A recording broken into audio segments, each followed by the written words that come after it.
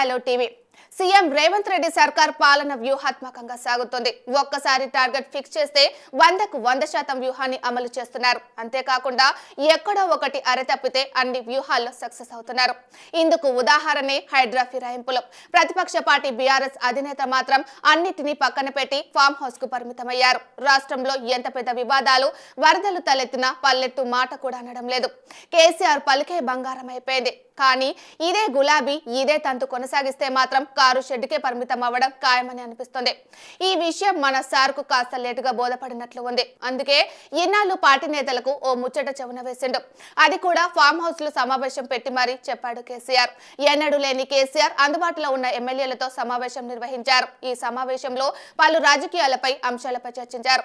అంతేకాకుండా రేవంత్ ట్రాప్ లో పడకుండా రాజకీయంగా ముందుకు వెళ్లాలని నేతలకు హితబోధ చేసినట్లు తెలుస్తుంది. ఇటీవల కౌశిక్ రెడ్డి వ్యాఖ్యలతో బీఆర్ఎస్ కు ఏమాత్రం లాభం జరగకపోగా కౌశిక్ కామెంట్స్ తో బీఆర్ఎస్ పై పెద్ద ఎత్తున విమర్శలు వచ్చాయి.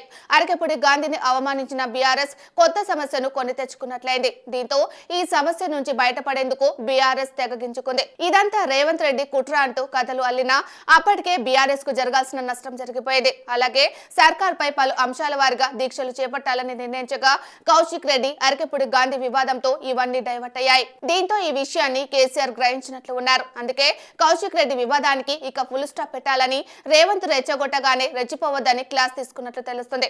రేవంత్ వ్యూహాత్మకంగా ట్రాప్ చేస్తున్నాడని, అందులో చిక్కుకోకుండా ప్రజా సమస్యలను లేవనెత్తాలని సూచించినట్లు సమాచారం. మరి ఎమ్మెల్యేలు ఇప్పటికైనా తమ రూట్ మార్చుకొని ప్రజా సమస్యలపై గొంతును విప్పుతారో లేదో చూడాలి.